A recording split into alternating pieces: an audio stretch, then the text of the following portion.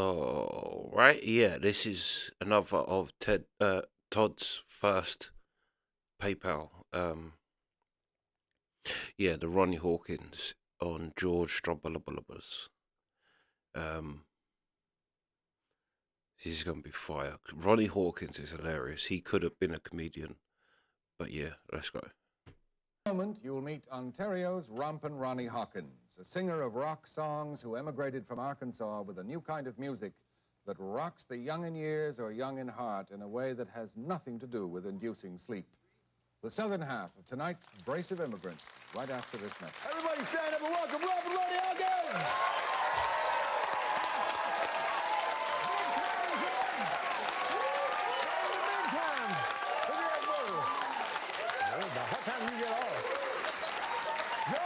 She's too young. She's too young.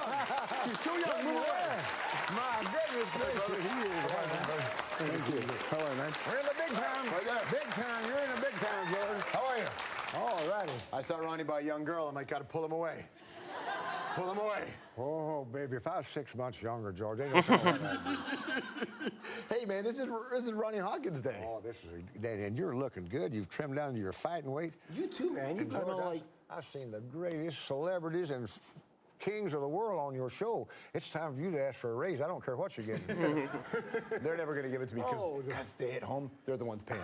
So it's all right. When I was telling people the intro about your life, just being a white guy singing in an all-black band in the segregated South, I mean, what was that like? Well, I tell you what, we got shot at. Look at them scars on my face. That's bottles. That's bottles. That's bottles going in. Yeah, it was rough. Because they shot our car because you can't mix black and white in those days. You could in the Army. I played in the Army. I called them the Blackhawks. But in the Army, you could play everywhere for the non-commissioned officers and the officers club and that. But when the real people come in... Well, when you walk into a neighborhood that's mostly African-American and you're playing in that scenario, how did they receive you at the time? Well, it's okay up in northwest Arkansas, but Memphis was a totally different story. It's further south you go, the wilder it got. It did, eh? I mean, they were still sicking dogs on people and that kind of stuff back then, you know? Awful. I mean, I grew up there where it's black and white drinking fountains. Yeah. The blacks had to sit in the roof, the balcony. When did you know that that was unjust? At what age did you realize that? Well, I started hearing bad things about the blacks when I was 3 or 4 years old, and I said them forever and ever and ever. But as you get older, you realize that this is all bull, you know? And then I went down in the holler to listen to music, and I had more fun down there and learned more things than I learned anywhere else. With that move, all that move said was girls and drugs, girls and booze, girls and drugs, girls and booze. That's all I saw. Is that true? Yeah. Well, they didn't have too many heavy drugs back then, but they had a few things. But they had lots of girls. Lots of girls. Oh, boy, I like some young things. I bet you that didn't sound as creepy when you were 30, but when you say it, what do you mean? I'm telling you right now, I'm looking for some of them real young things right now. You know, about 64, 65. You know.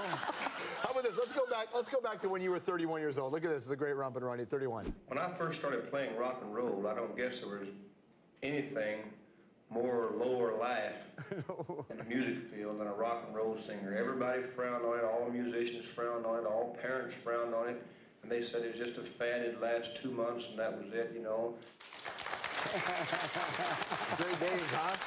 Well, I forgot how cute I was. You were a handsome man. Oh, no, one of the women went for me. When you came to Canada, what do you remember? I mean, so I know you talked about those early days, but when you decided to settle here, why? It was a promised land, George. It still is a promised land. Canada, they had just put in that Medicare. Yeah. Tommy Douglas out there. And boy, I tell you what, I told my band, I said, man, we're going to stay here. Poor people can go to the doctor. Right. I came to Canada, redneck outlaw, made $3 million and spent $5 and didn't have to go to the penitentiary. Do that in another country and see what happens. Try that in the States. Look, that takes a long time to pick that money back up, that extra two, right? Oh, baby. You've friends with Bill Clinton and played with prime ministers before? Were you buddies with Trudeau?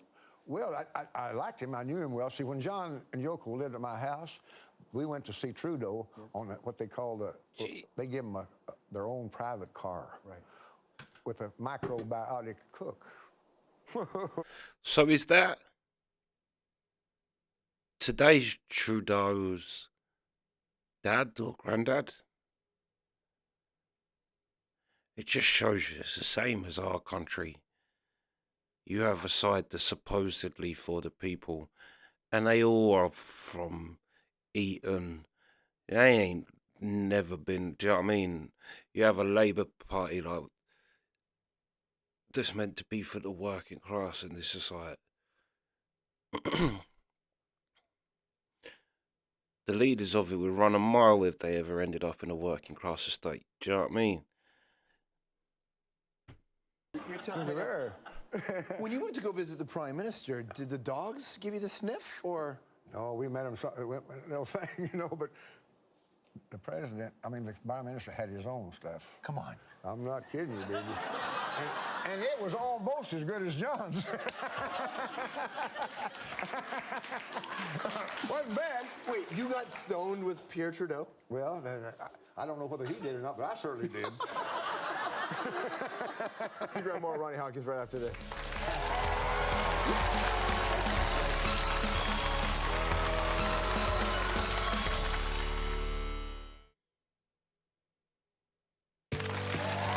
Gets me. Twice that's got me. You're back here with the legendary rompin' Ronnie Hawkins. All right, dude, anthropology time. Beatles or Elvis? Well, I was an Elvis man. You see, the Beatles were later on. They're probably the greatest actor ever was, but I grew up with the early 50s. Elvis was one of my favorites. What band do you put on when you need a good cry? Well, I still listen to blues. Did you ever listen much to Jimmy Reed? Yeah, of course. Well, he told the greatest love song the way he did. I got to play with him a little bit, you know. But hey, what's that one? You know Of I course love he you, did. baby. You know I love you, babe. If I don't love you, baby, you don't even know my name. They may kill me, baby, and bury me like they do. My body may lie, but my spirit gonna rise and come home to you. That's a love song. It's a great love song. All right, so you studied physical education, right, in Arkansas? What are your top 3 fitness tips? Well, I tell you what I wanted to do was teach junior high school girls phys ed, but Listen, you know how much I love you. I just want to say on the record how glad I am you didn't get that job. Not just for your sake, but for the girls too, Ronnie. An intimate evening with Ronnie Hawkins. The tours around Ontario starting tonight, which is October the 4th in Burlington. Stroumboulopoulos, we got all the dates. What a pleasure. My pleasure, man. Thank you so much for having me. Ronnie Hawkins will be right back.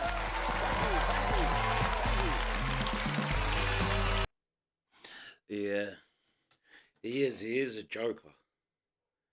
He is a joker. He's just got that personality. To be fair, you can see why people just took to him. Like, honestly, I can't remember who said it, but it might have even have been Todd that said he's the Eddie Vedder before Eddie Vedder, and he really is. Like, and I think Eddie Vedder's just the same. He's just got that personality that people just like him. Do you know what I mean? He's yeah.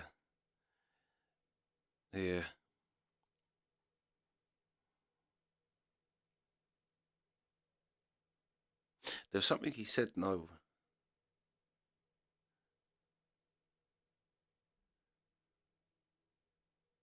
Yeah, you have to let me know if that is this true though.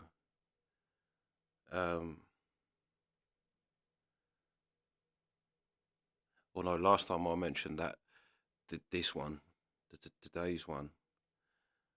Oh, someone got right upset with me. I lost a subscriber basically because I said, didn't he turn into a bit of a tyrant? Oh, I got an angry comment, and then they was like, yeah, gone. which I kind of I kind of found funny that basically, right, I asked the question, didn't he turn into a bit of a tyrant, and got, well, one person, a big, long, angry comment, and like I say, then they unsubscribed. But I thought, isn't that a bit like tyrannical in itself? That if someone asks, if like, if just a kind of flippant kind of comment saying, because I didn't say he's a tyrant. Do you know what I mean? I said, didn't he turn into a bit of a tyrant? And then, do you know what I mean? Like, I'm not allowed to say that. And then started pulling out all the same things. Like, it's all right for you being in a country where you're the majority, blah, blah, blah. It's like, yeah. Why don't you go over to a starving African and say, what you complaining about, mate? You're the majority. Such a ridiculous thing. But anyway, yeah. Yeah, let me know if that is his granddad or whatever. And it's a joke, the political system. It's a joke. Like I say, it's the same as ours. These people that, I mean, in our country, you're kind of brought up a bit like the black people in America with being kind of manipulated to be democratic, innit? Yeah, the Democrat. Yeah, to voting for them. The white working class kind of has that same, are hoodwinked by the same thing that we think Labour. But they're exactly the same. They're two sides of the same thing. You get a Conservative Prime Minister, they went to Eton or Oxford. Do you know what I mean? And it's the same the other side. There's one old boy in the Houses of Parliament, I can't remember his name, but he's the MP of like some like kind of country, and he has been for years. But he's probably the only actual working class. And to be fair, I can see why they don't want too many of us in there, because he's a nightmare by himself. I can't think of his name. But yeah, he's hilarious. He's constantly getting kicked out for being for acting up, basically. But yeah, that's what the working class do. But yeah, anyway, that's the reaction. Sweet.